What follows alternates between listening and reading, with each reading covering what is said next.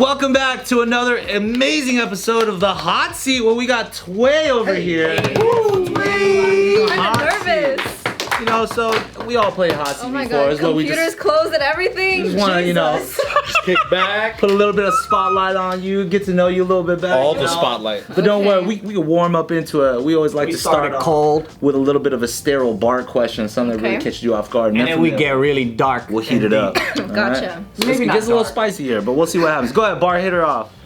Do you like plastic bags or paper bags? Oh man! That's your most sterile question yet, dude. Wow. Plastic. Why do you like plastic? Because it doesn't rip as easy. Fuck. Oh shit! Damn! Oh! Dude, you fucking idiot! Dude. What are you, dumb or something? How do you not know that? Duh. Damn! You can't get paper bags wet. I never realized this like sibling energy y'all got until today. Cause like before, like I didn't really sense this until like today. Bart was like on a roasting fire on Tway like all day long. Yeah, I feel comfortable with that. Yeah. I feel comfortable with that. All right. And I feel like I got two Vietnamese sisters over there, so. Oh, fire, bro! There you go. Piece of shit. Pet peeve. Pet peeve. When people are loud for no reason. You mean like just a big voice motherfucker? Hate this room. Just for, no, you guys are cool, whatever, but it's just like on the plane or like on somewhere where you're not supposed to be loud and you're just like obnoxiously loud and you don't care. Who's the loudest person in your circle? Surrounding. So you don't like Chinese people? Fucking loud for no reason. What you say? Like for no reason, like why? Well, who's like your loudest friend? Who's your loudest friend? Still a friend, so it's all nice and shit. Who's your loudest I'm gonna friend? say this girl Nikki. Ooh. Shout out, Nikki. What's up, Nikki? You loud as fuck, Nikki. Only like when we're in a group, like she's the one. She's Loud the ass one. Nikki. Like she's just screaming and Just shit? be loud for no reason. Did she talk with claps? Yes. Oh, one of those ladies, huh? Yes. She might have ear boogers backed up because How are you? once I took out my ear boogers, I was like, ooh, I talk loud. That's like David So of this room. Yeah, no. Oh, he's pretty loud. He always yelling though. Yeah, I also really hate like just loud noises, like unnecessary noises for no reason. It's just like Describe an unnecessary noise. like honking. Honking. Okay. Honking. Oh. Or like car alarms. Yeah. Isn't that Vietnam though? They just hear all those kind of sounds. Yeah, but that's not for no reason. Okay? Okay. Get off the Vietnamese sister's back, alright? Yeah. I'm about to sock you for her, bro. What? Please. I'm asking innocent questions. All right, you came to America in 2006. Mm-hmm. Did you come with your family or did you come traveling alone? I came with my family. So my sister, my dad, my mom, and my auntie. Everybody decided to come over here. No, we got sponsored over here because my mom's sister sponsored us. They came kind of late, right? Yeah.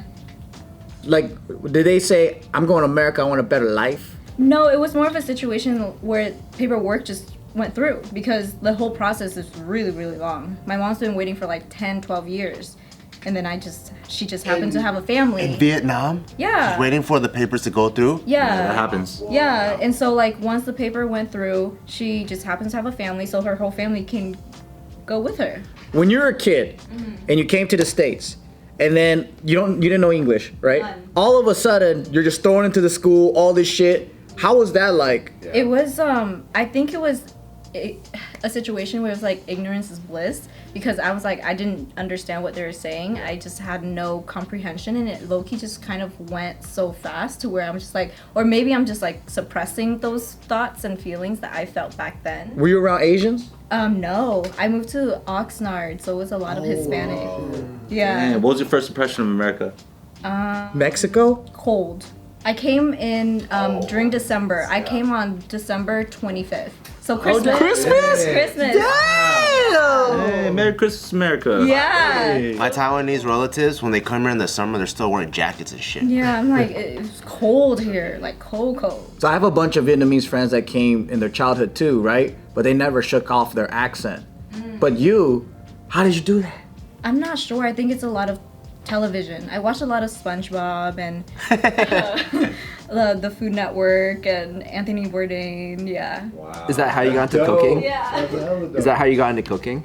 Yeah, Anthony Bourdain definitely inspired me to be kind of fascinated with food because he came at an angle where it was just beyond the food. Yeah, so it's that like culture. yeah, that intrigued me. So you, growing up, you knew you wanted to do something with food? No, I didn't. When was your first moment where you're like, I'm going to cooking school? When my mom wanted me to be a nurse and I knew that I didn't. What made you go, I ain't gonna nurse? What? What made you say, I ain't gonna fucking nurse? Because that's not what I wanted to do. I never felt a passion for it. I'm really, really scared of blood. Yeah, I just didn't want to do that. What about blood and cooking? Does that freak you out? No. Like a steak? No. What part of blood are you afraid of then? Like people getting cut and like just drawing blood and shit. Like it makes my legs weak. Okay, yeah. Like even in the kitchen when somebody like cuts themselves or when I cut myself, I'm just like ugh. Like Wow. yeah, You go and jump in the freezer, cool down? yeah. Let me see. Damn. So it became like one of those things where the Asian parent goes, you must do this. And you're like, It wasn't even a situation like that. It was kind of like they kind of expected me to be, and I was like, okay, then I'll do that. And so throughout high school, I was like volunteering at the hospital, just like setting myself up for this path. And then at the end, when I was really about to go to school, like during senior year, doing the paperwork and stuff like that, I was like, I really don't think I can finish this. I really don't think that I can go through with this. Wow. So then I was just like, what do you really like to do? And I'm like, I love to eat. I don't know how to cook. Fuck it. Just go to culinary school. And then when your mom heard that, was she like, you're not part of this family no more? We had a disagreement, but at the end of the day, I like stood my ground, and that like she realized that she couldn't change my mind. What's the biggest dish you told your mom? Biggest Your dish? whole life. What's the biggest or the funniest thing you ever called her? Ooh. I don't remember. Like a fat cow or something? No. Did you get into a fist fight with her? I almost. When I was like big enough to like fight back, and then she realized, Oh shit. yeah, like You're big enough to fight. Your mom must be small. She's like 4'11". Oh shit. Yeah, she's like 4'11". Did you guys come here on the same seat then? Wait, what? Both you guys sit in one chair? Bye. That's the right answer. That's the right answer. What do you think of your mom's cooking? I mean, it's what makes my cooking really special because I learned she's not the type of person that would teach you how to cook because she's like, you just at this, you feel it, you just know, you smell it. So I can't learn like that, but I've learned through tasting her food of like what I want my food to taste like. If it wasn't cooking, what would you be doing? If it wasn't cooking, what She's would like, I be nurse? doing? No, I think I'd be like in like maybe like just print modeling, something like that. Yeah, like I love like just the fashion world as well. Wow, Dave, what? Oh, so you would have done something with clothes. Yeah. That's If you were in charge of the AI, the future AI group, describe what you think the ideal man should be, and what would you create to Ideal man. to come out and create this ideal man? Yeah. Ooh, ideal man. I think Black. Okay, we got that one. What else, Tway? I'm dead. No. Big and tall. Fashion sense. Oh wow. I think I'd date this guy already. Wow. Likes to eat. Yeah. Wow. Loves Vietnamese food. Yeah. Maybe I know her more than she knows herself. Yeah, you truly. No, what is it? What is it? What would it be? You forgot. Huge heart. Oh man, I think for me it always goes beyond the physical, because if I can't like have a conversation with you, if I can't like connect with you on like beyond the surface level, then I can't be with you. So anything that's like, if you're mentally challenging me, like I love that shit. Who's your high school crush then? Coming to America, and then Zac Efron. for real? Yeah. They're like, damn, you're so fine. Yeah. Shit, I don't see you in Vietnam, man. Zac Efron, all the way. You still feel that way now? He's cute, but not, yeah. Not the same. Not the High School Musical. Not that crush. Now we all in this together. Yeah. Yeah. He aged. Today's video is brought to you by Upstart. It's almost a new year, so it's time to start thinking about your resolutions. How about adding financial freedom to the list with a little bit of help from Upstart? Upstart is the fast and easy way to pay off your debt with a personal loan all online. Whether you're paying off credit cards, consolidating high interest debt, or funding personal expenses, over 500,000 people have used Upstart to get one fixed monthly payment. Upstart knows you're more than just your credit score and is expanding access to affordable credit. Unlike other lenders, Upstart uses your credit and current employment to find you a smarter rate for your loan. With a 5-minute rate check, you can see your rate upfront for loans from $1,000 up to $50,000. Wow.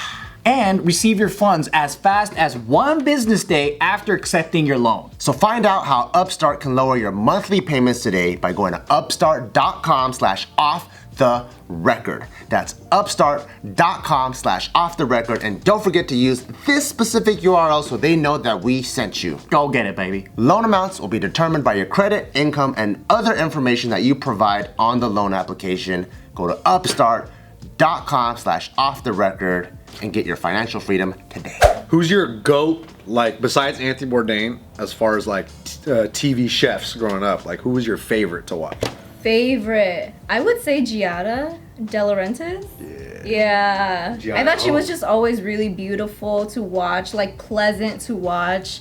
And she was always on at 3, and that was after school, so I've just always watched her. You've been watching Giada since you were a kid. Yeah. Oh, that's like really your thing, huh? Yes.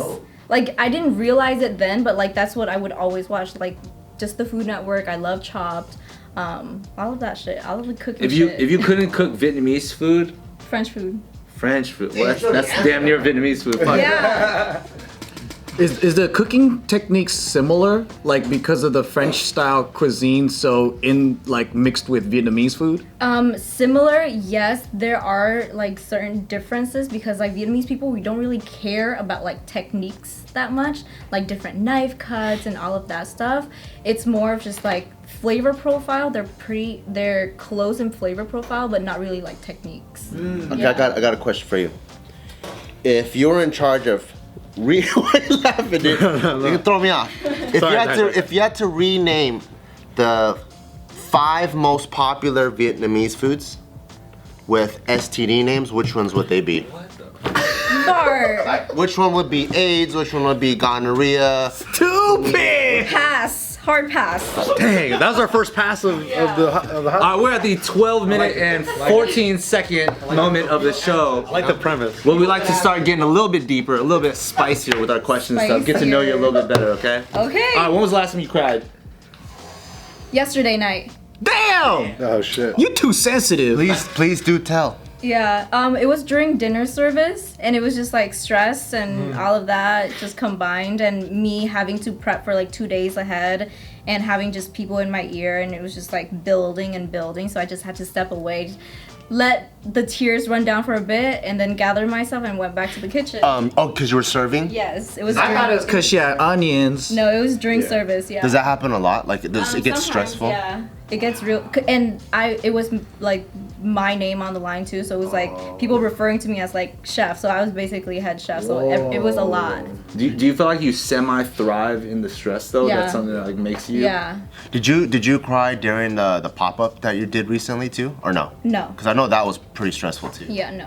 What was your biggest obstacle along this journey? Like, can you look back and be like, that fucking shit traumatized me like a motherfucker, man? What journey? Like career-wise or? Yeah, like just Or coming to America? No. I would just say like anything that comes to mind that was like, yo, that shit fucked me up, dude. Yeah, your movie. You're the main character. Yeah, Your I movie. think it was a situation where Rick and I put out a video where we talked about our open relationship, and I wasn't ready for the amount of people that were gonna that had a lot to say, that had their opinion. Like a lot of guys start hitting on you. No, like it was more like just shit talking. Oh, like they didn't like and Yeah, they didn't accept that. Yeah, like Oh, That's crazy. It's like, this is your shit. yeah. No, we put that video. We made that video with the intention of like, this is our story. This is our perspective. Like, I feel like we could bring a different perspective to the table. Yeah. And it just didn't turn out like that. And how did people receive it? Like, were they like, "You're fucking wrong," or like? Yeah, they were basically like, "Oh, she's not into him," or "He's a simp." What?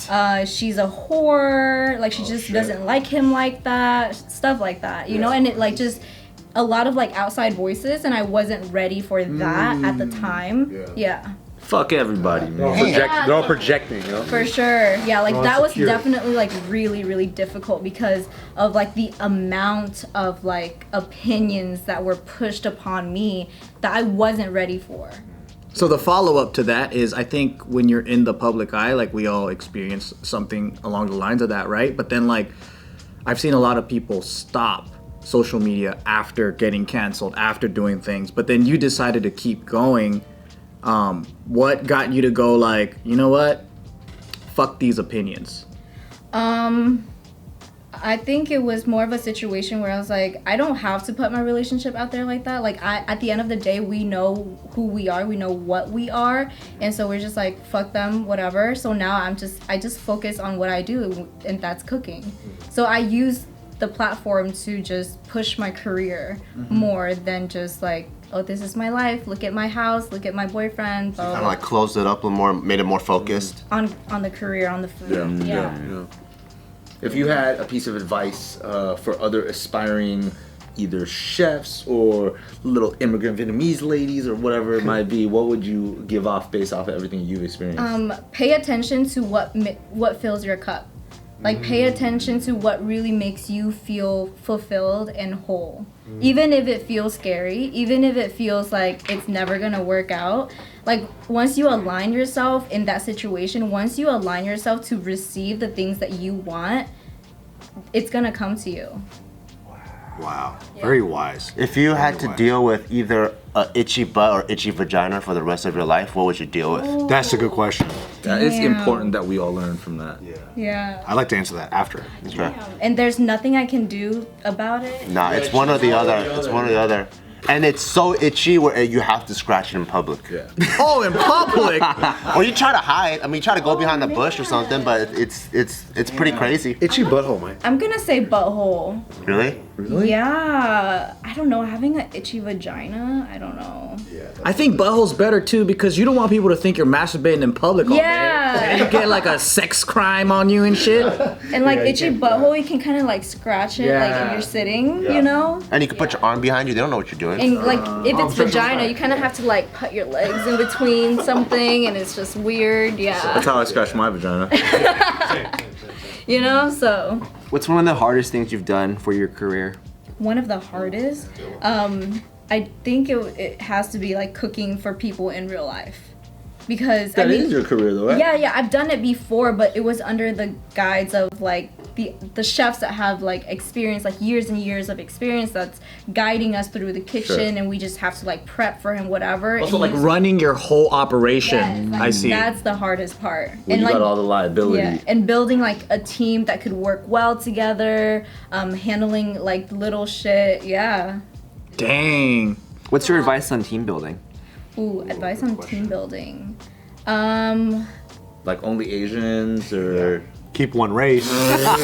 On team building, I think team building really comes from like you, because if you are, I think a lot of times people think of like your team, like if it's my team then I'm the leader. I have this mentality of like, if it's my team, I am serving them. Like if you're working for me, I'm gonna make sure that I take care of you, because I know that if I take care of you, you're gonna do better work than having you feel like you're working for me.